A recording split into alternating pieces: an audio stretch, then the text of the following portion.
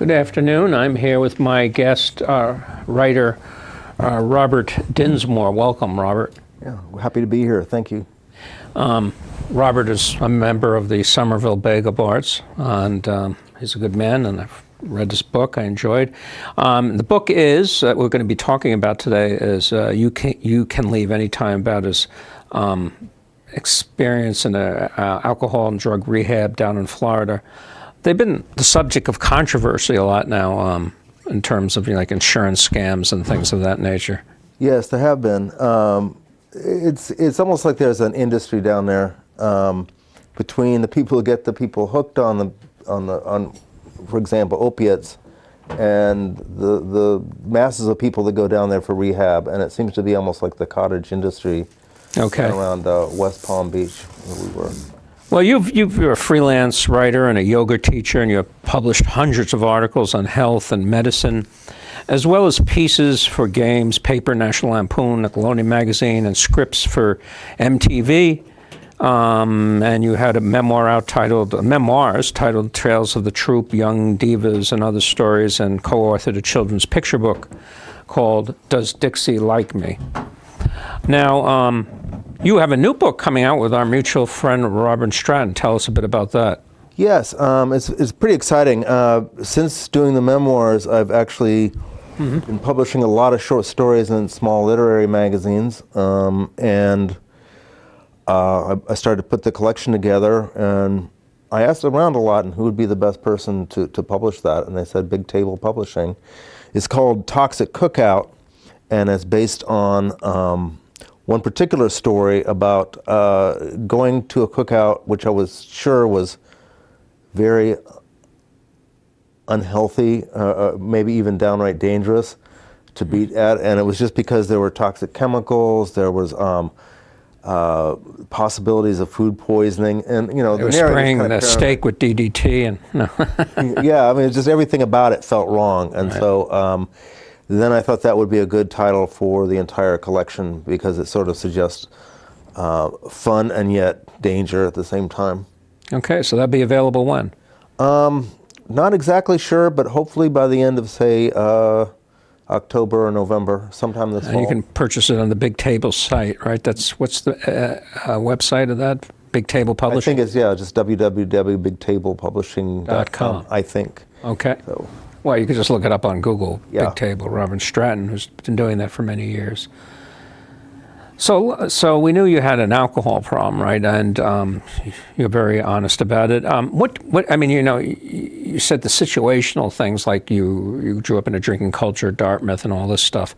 But what was, do you think, really behind your drinking issue? Looking back, well, you know, as like anybody in high school, it was about fitting in. It was about a little bit of social phobia. When I moved to New York from a very small town, I was in constant, I was overstimulated. I was anxious all the time, and it seemed like that was what would allay it. And it became pretty much a cycle starting then.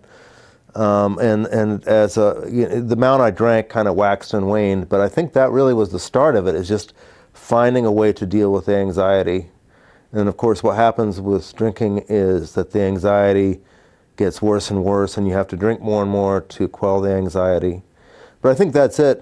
My parents were, you know, social drinkers. I don't know of any alcoholism in the family. So my grandfather was a bit of a drinker, but he's another Dartmouth. You know, my father was a, madman, you know, during advertising. He had the 3 martini lunches, but it was part of the culture. You know, he was a functioning alcoholic. And you were functioning, but not well at the end, right? Yeah, that was basically it. I mean, honestly, I was perfectly happy to drink till I blacked out every single night. It was just... You mean on the chair, on the couch? Well, yeah, basically. Or just, I wouldn't, by blackout I mean I wouldn't remember going to bed. And then I'd wake up and I'd start the whole thing over again. I wouldn't generally drink until the night.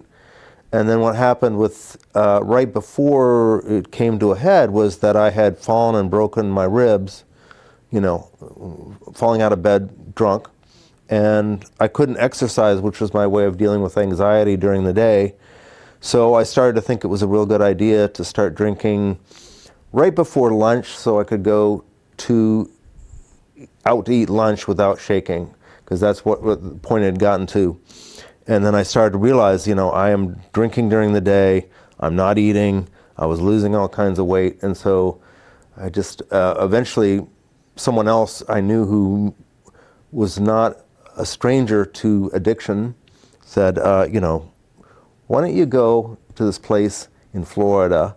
You'll take a little vacation, it'll be warm there. And she kind of convinced me, and she had them call me constantly. And finally I just said, yeah, I mean, this is, I'm ready for something, because I knew that things were not going uphill, at that point. I'm reminded of the book, The Drunken Muse, and it talked about writers who drank, who were alcoholics, like Hemingway and Fitzgerald and things like that. I mean, actually, they found it very helpful for their writing in the beginning, but at the age of 38, according to this critic or whatever, he says, they weren't writing at their peak anymore. The alcohol had its effect. Yeah. Do you have any anecdotes about that? Is that true for you? I did find it easy. I found that it was easier for the ideas to flow and things like that while I was drinking. And I often did drink and write, and then I would, of course, edit everything that I wrote while I was drinking.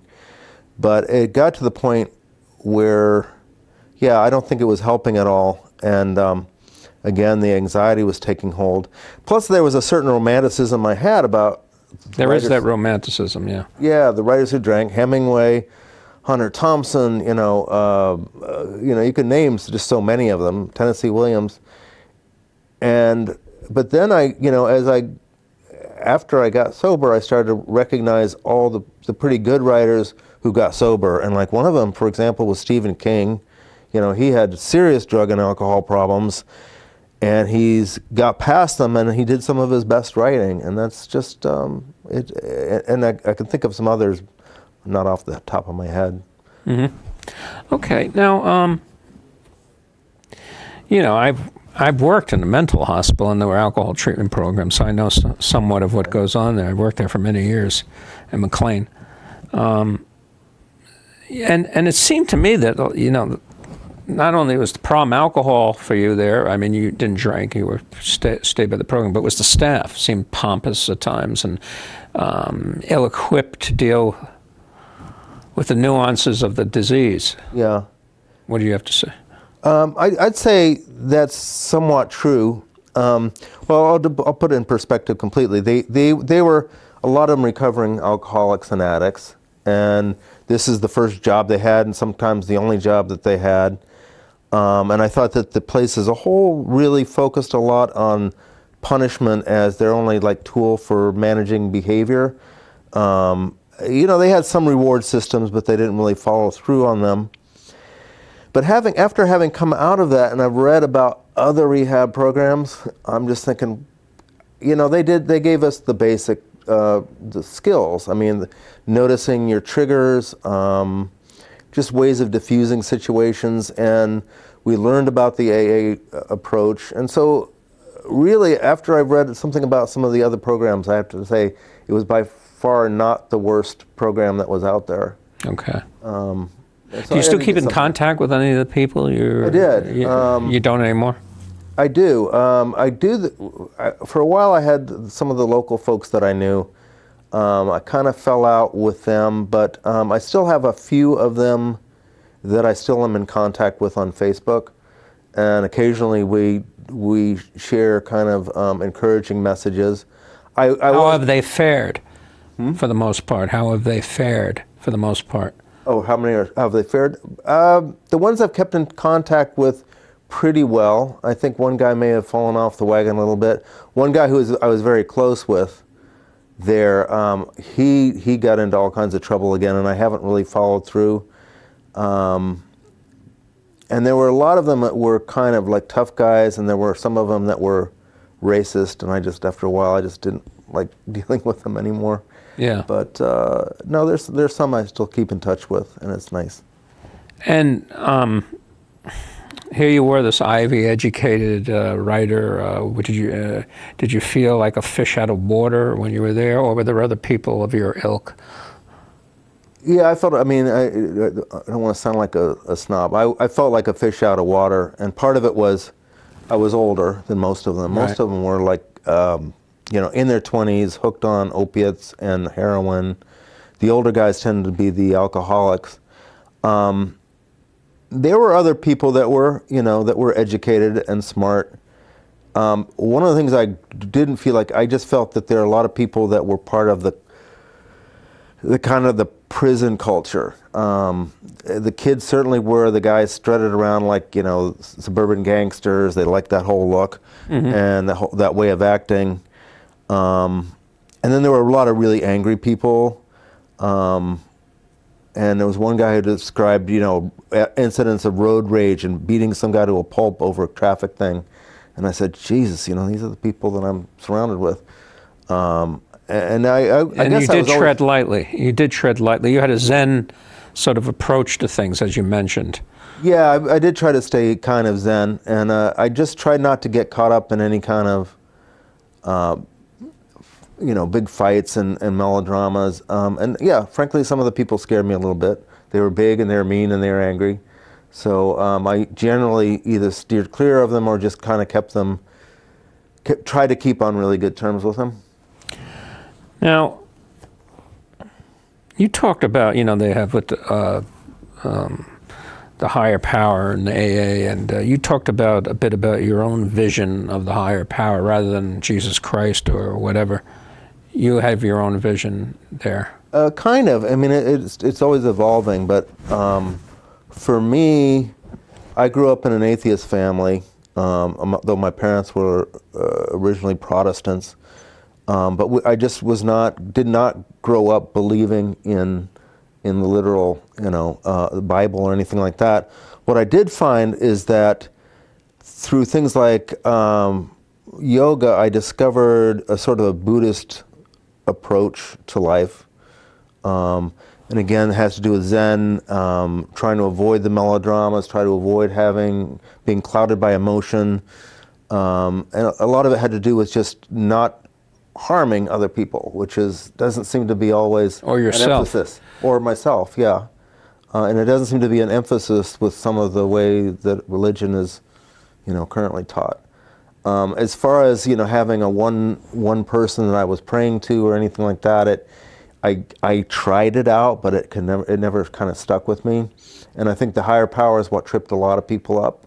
Right. Is that if you're a non-believer, it's not so good. And I just didn't grow up in that culture of prayer and of contrition and that kind of thing.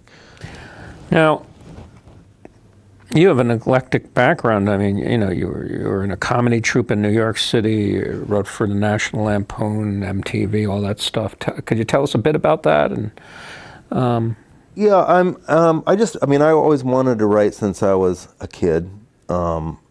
Age 11 or more. When I was in college, I was editor of the humor magazine. I liked doing that. I wrote. Was that like the Harvard Lampoon sort of? But on a much smaller scale. Yeah. But yeah, it was a magazine. It'd come out quarterly. You get to know other people who are interested in the same thing. Because it was a nice small college, I was able to get to do that, as someone pointed out. And then I did some plays, and then we'd also, some of the people in the comedy troupe in the humor magazine, we do skits, and I enjoyed writing skits. Sometimes we'd put them on video and things. So by the time I got to New York and was dealing with Jay, who was the guy who sort of got Chucklehead going, I was all revved up to write skits. And I really enjoyed them. Generally, was that your living at that time? Just a troupe? No. No, I was a medical writer and Yeah. editor working for companies. So yeah, there wasn't much money to be made then. So Chucklehead had a run of about 5 years, and then after that, and I probably wrote 150 or so, got 60 of them produced. There were a lot. I kind of burned out on it, but. The people that were in Chucklehead then moved on to Nickelodeon and MTV. So I got to write for a show called Don't Just Sit There. There was another one called Welcome Freshman that became like a half-hour thing, sort of like a Saved by the Bell. You're right, right. And I was actually pleased to hear that I met some guy who was like 20 years younger than me or so, and he said, "Oh yeah, we used to watch that show all the time. I love that show." Like, really? So it was fun to do that. And, But you didn't make a career of it, obviously, right? I did, and the guy who was the director, he moved on, and he's been making feature films. We just didn't carry through, and I know a lot of people who work for Nickelodeon who kind of stopped there and didn't get beyond there, and I'm not sure, why that was. Okay. Now, Helen, a friend of yours to this day, was an essential player in your memoir. Yeah. She seemed to put up with a lot, and Yeah. Honestly, we both have over the years. yeah. But yeah, I mean, it was she had seen me at my worst, and she was one of the people who kind of blew the whistle. She contacted my family and said, he's a real mess. And my brother called me up and said, "Yeah, we heard from one of your friends that you're really falling apart. That your drinking's getting out of control. What's going on?" And I knew who it was. And then when I found out, she said, "Are you mad?" And I said, No, you were just concerned. And so eventually I chose her as the contact person because she knows me the best and has put up with a lot. And, and like I said, we both have. We've had to put up with a lot with each other. Well, what's the staying power, you think? Because you share? I think it's the creativity. She's likes my writing a lot. I'm a real fan of her art. It changed the way I even just look at a sunset, just because I'm almost looking at it through her eyes and seeing how she'll describe some of the light situations that I didn't know about. Like the North Shore was where a lot of painters came because of the light coming off the ocean in such a way that it was kind of like backlighting the clouds. There were a lot of things that she kind of opened up to me visually. So, Edward Hopper, didn't he go out there a lot? Yeah, who? Hawthorne? Hopper. Oh, Hopper. Painter. Yeah, I'm sorry. Yes, Hopper did. And I took a... And, that segues into this. He says, when you stopped drinking, you saw colors in a very different way, and even your life had a more of a continuum aspect rather than broken up, right? Yes, you noticed a lot of things there. Yeah, I noticed that it was, the colors were not as flat. There was more color. And I've actually heard that, and it was more three-dimensional, and I've heard that about people coming out of depression, or the depression kind of flattens things out. But yes, the sense of continuum was that when I was drinking, every day was like starting fresh. It was like Groundhog's Day. You wake up, it's almost like you don't remember too much of what happened before, and each day is completely different from the rest. And now it feels like it's hard to describe, but it does feel like a continuum now, whereas it didn't so much before.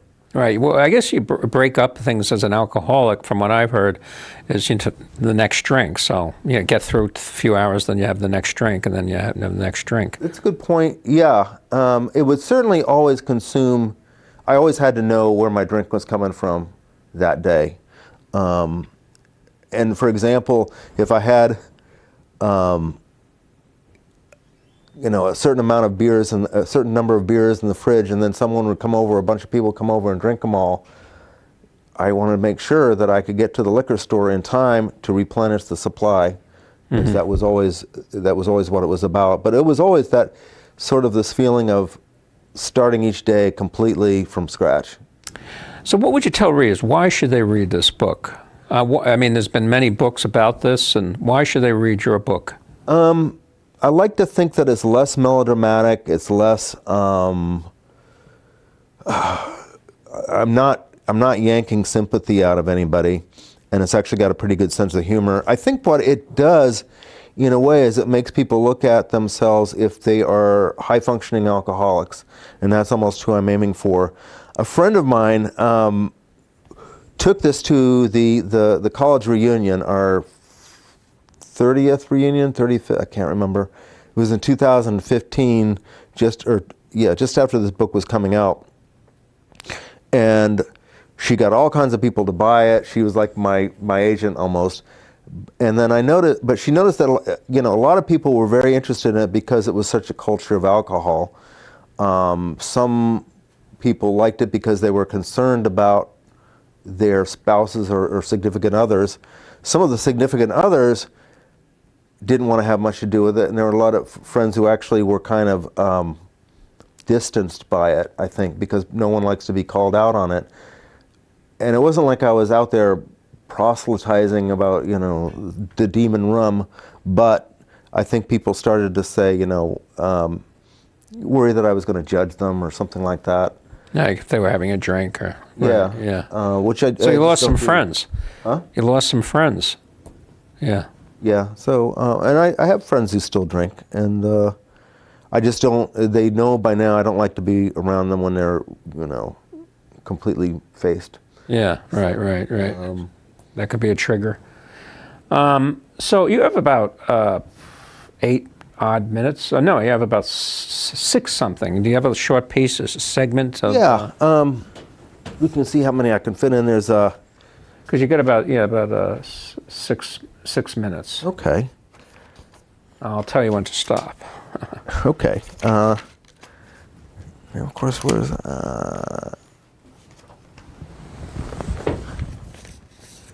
yeah, this is where I'm being admitted, and it's just kind of interesting, the sense of losing oneself. They took my blood. They asked me whether I wanted to be tested for HIV and hepatitis C. This was standard procedure when treating junkies, as intravenous drug users were much more likely to contract both of these infections. Sure, why not, I responded, and they had me sign a form granting them permission to do so. I asked them about all these things and why they were done because I'm a medical writer and I find it fascinating. Plus, I felt that a detached scientific curiosity might help keep me calm throughout this whole experience. They took my photo as part of the before and after spread they usually did with all inmates, or guests as they like to call us.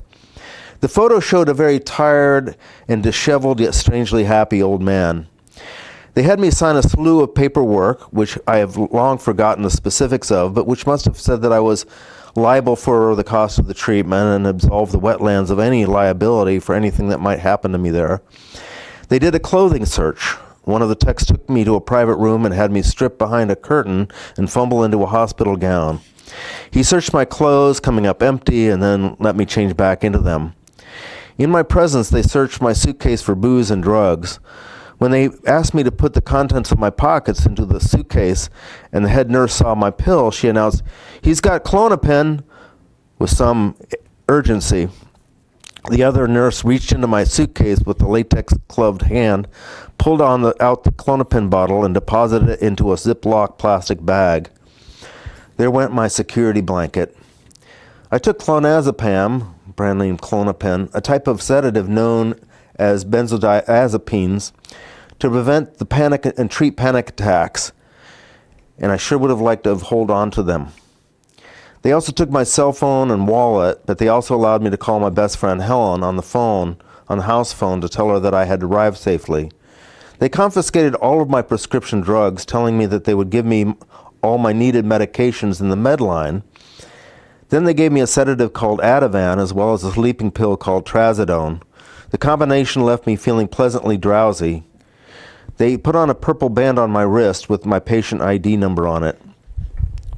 They also gave me a pocket-sized Alcoholics Anonymous big book, which was handy to carry around, though I had a full-size big book online. I'd bought a full-size big book online before coming, and had started to read it already.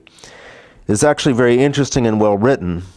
Assembled by the founding fathers of AA, it included their own personal stories, their approach to sobriety, and even the medical opinion of a celebrated doctor of the time about the AA approach.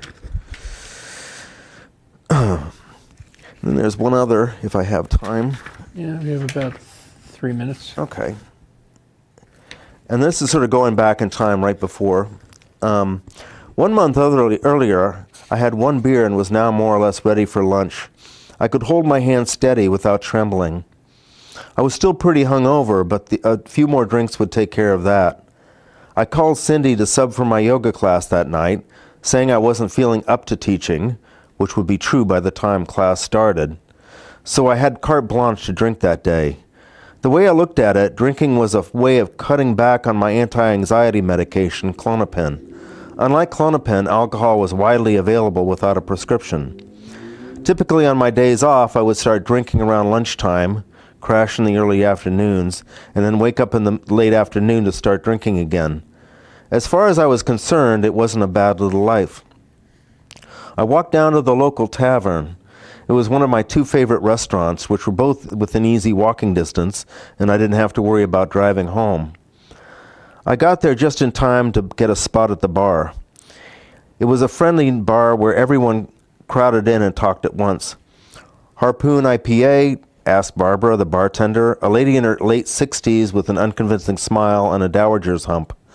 Since inheriting a comfortable nest egg, I made a point of tipping heavily, etc. So, no, you have time. oh, okay. I'm sorry. I thought you were.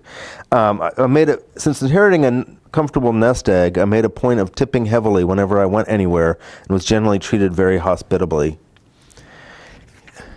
You got it, I said. And a menu coming right up. She poured a beer from the tap, letting it roll down the edge of the glass and form a kind of eddy with the minimal foam. Then she handed it to me, a golden glass of liquid sunshine. I drank it and began to feel the sunshine inside me. People were talking and laughing loudly. It was a little bit like a carnival or a circus. The place was alive and I was part of it. Life was good. One more paragraph. A year earlier, this wouldn't have happened. I had been running, biking, doing yoga, and lifting weights at the gym instead of sitting around drinking. But then I'd fallen out of bed drunk one night and broken 2 ribs, making it too painful to do anything strenuous. I would have to limit my mobility for a while. Rather than sit around and mope about my physical limitations, I decided to have as much fun as I could until I healed. So, again, where can you purchase this book? This is basically, you can just get it off Amazon.com. Okay. I can leave any time, which I like because it's fairly easy to remember. Okay. And are you doing any upcoming readings or anything like that? Not offhand. I think I'll do a book launch for Toxic Cookout when it comes out. Okay. And again, when is that coming out again? I don't know yet, but just sometime in the fall, as soon as we can pull it together. Okay. And any other projects you're working on? I'm working on a novel about a man who